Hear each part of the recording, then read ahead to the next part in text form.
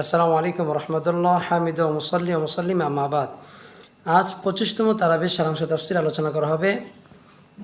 28তম পারা সূরা মুজাদালা থেকে সূরা তাহরিম পর্যন্ত। সূরা মুজাদালাতের মধ্যে আল্লাহ সুবহানাহু ওয়া তাআলা জিহারের বিধান বর্ণনা করেছেন। জিহার হলো স্ত্রী পিঠকে মায়ের পিঠের সাথে তুলনা করা। এটা জাহিলি যুগে চূড়ান্ত পর্যায়ে তালাক হতো। হজরত খাওলা রাদিয়াল্লাহু তাআলা আনহাকে তার স্বামী আউস ইবনে সামিত জিহার করেছিল। পরবর্তীতে খাওলা রাদিয়াল্লাহু তাআলা আনহা রাসূলুল্লাহ সাল্লাল্লাহু আলাইহি ওয়াসাল্লামের কাছে এর বিধান জানতে চেয়েছেন। পরে আল্লাহ তাআলা আয়াত নাজিল করে বলেছেন ইসলাম এটার তালাক হবে না, তবে কাফফারা দিতে হবে। কাফফারার বিধান বর্ণনা করেছেন। এরপরে মজলিসে বসার বিধান বর্ণনা করেছেন। ইয়া আইয়ুহাল্লাযীনা আমানু ইযা তাফাসসাউ ফিল মাজালিস ফাফসাউ ইয়াফসাহিল্লাহু লাকুম। মজলিসে বসলে তোমরা অপ্রয়োজনের জন্য জায়গাকে সংকুলন করে দিবে, বসার ব্যবস্থা করে দিবে। এরপর আল্লাহ সুবহানাহু ওয়া তাআলা নবীজির সাথে একান্ত সাক্ষাতের পূর্বে সদকা দিতে হবে সেই কথা আলোচনা করেছেন। কারণ মুনাফিকরা একান্ত সাক্ষাতের কথা বলে নবীজিকে বিরক্ত করত, কষ্ট দিত। এই জন্য আল্লাহ বিধান অবতীর্ণ করেছিলেন। পরে এই বিধানকে আল্লাহ তাআলা উঠিয়ে নিয়েছেন। এরপর আল্লাহ তাআলা আলোচনা করেছেন যারা মুমিন আল্লাহ তাআলার দল, উলাইকা হিজবুল্লাহ, যারা হিজবুল্লাহ আল্লাহর দলের লোক, তারা যারা শয়তানের দলের লোক, যারা আল্লাহ তাআলার বিরুদ্ধাচরণ করে তাদের সাথে কখনোই বন্ধুত্ব রাখে না। চাই সে তার বাবা হোক, আপন পিতা, ছেলে হোক, ভাই হোক, কারোর সাথে সম্পর্ক রাখে না, সেই কথা আলোচনা করেছেন।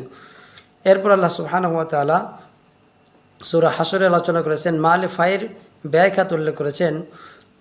মদিনায় বনু নজির গোত্রের লোকদেরকে মুসলমানরা উচ্ছেদ করে দিয়েছিল এবং তাদের সমস্ত সম্পদ বাজেয়াপ্ত হয়েছিল। সেই সম্পদগুলো যুদ্ধ ছাড়াই অর্জিত হয়েছিল, সেটাকে বলা হয় মালে ফাই। এটার ব্যয়খাত কী হবে আল্লাহ তাআলা সেটা বর্ণনা করেছেন। এরপরে আল্লাহ সুবহানাহু ওয়া তাআলা সূরা মুমতাহিনার আলোচনা করেছেন।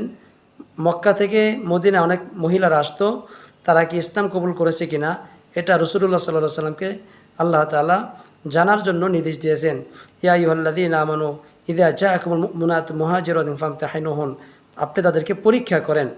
কারণ অনেকেই অসৎ উদ্দেশ্যে নিয়ে মদিনাতে আগমন করত। এরপর আল্লাহ সুবহানাহু ওয়া তাআলা মহিলাদের বায়াতের কথা উল্লেখ করেছেন। ইয়া আইয়ুহান নাবিয়্যু ইযা জাআকাল মুমিনাতু ইউবাইয়ুনাকা আলা আল্লা ইউশরিকনা বিল্লাহি শাইআ, মহিলারা যদি আপনার কাছে আসে অবশ্যই আপনি তাদেরকে বায়াত গ্রহণ করতে পারবেন। তারা শিরিক করবে না, চুরি করবে না, তারা মিথ্যা অপবাদ দিবে না, এই সমস্ত বিষয়ে আপনি তাদেরকে বায়াত করাইবেন। এরপর আল্লাহ সুবহানাহু ওয়া তাআলা সূরা সফের আলোচনা করেছেন।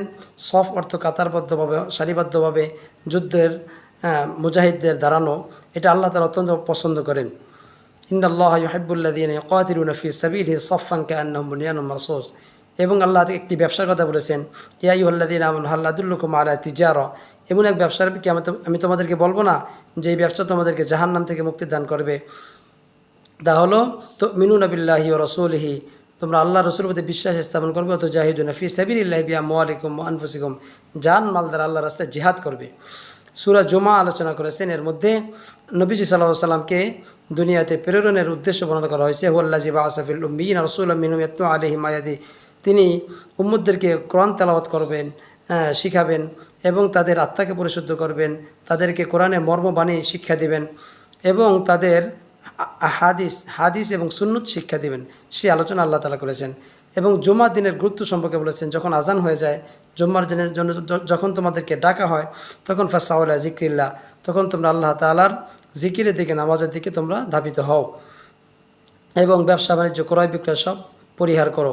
সূরা মুনাফিকুনের ভিতরে আল্লাহ তাআলা মুনাফিকদের মুখোশ উন্মোচন করেছেন। তারা রসুলের সামনে এসে বলতো আপনি আল্লাহর রসুল, কিন্তু পিছনে বলতো তিনি তো রসুল নন, তারা মিথ্যা প্রতিপন্ন করত। এরপরে বনু মুস্তালিকের যুদ্ধে মুসলমানরা বিজয় লাভ করে আসার পথে একটা ঘটনাকে কেন্দ্র করে মুনাফিকদের সর্দার আব্দুল্লাহ ইবনে উবাই সালুল উনি বলেছিল লা ইউখরিজান্নাল আযযু মিনাল আযাল, যে সম্মানিত ব্যক্তিরাও অসম্মানী অপদস্থ হাই ব্যক্তিদেরকে মদিনা থেকে বের করে দেবে। যায়েদ ইবনে আরকাম এই বিষয়টি রাসূলুল্লাহ সাল্লাল্লাহু আলাইহি ওয়াসাল্লামের কাছে বর্ণনা করলে সে মিথ্যা প্রতিপন্ন করে। পরে আল্লাহ এই আয়াত নাজিল করে এর সত্যতা বলে দিয়েছেন যে মুনাফিকরা মুসলমান মুহাজির বা রাসূল সাল্লাল্লাহু আলাইহি ওয়াসাল্লামকে কখনোই পছন্দ করে না।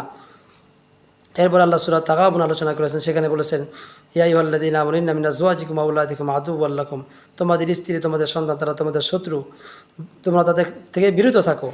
যদি দিন পালনে বাধাপ্রাপ্ত হয় তাহলে সেই ক্ষেত্রে তারা শত্রু হয়।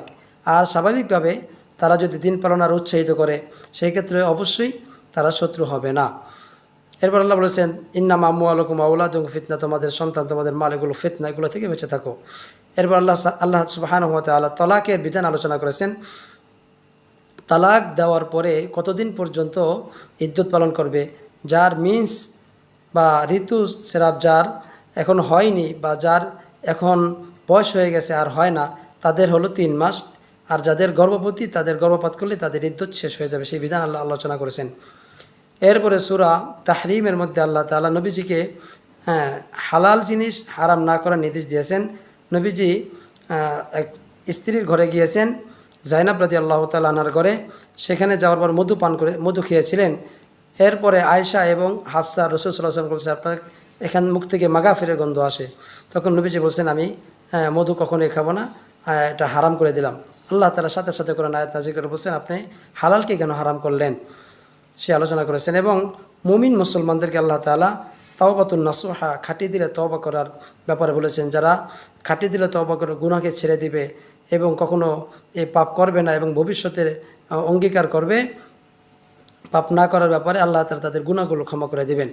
এরপর আল্লাহ সুবহানাহু ওয়া তাআলা লূত আলাইহিস সালাম এবং নূহ আলাইহিস সালামের স্ত্রী তারা যে ঈমান আনয়ন করেনি, তারা কাফেরদের মধ্যে অন্তর্ভুক্ত ছিল, সেই কথা আলোচনা করেছেন।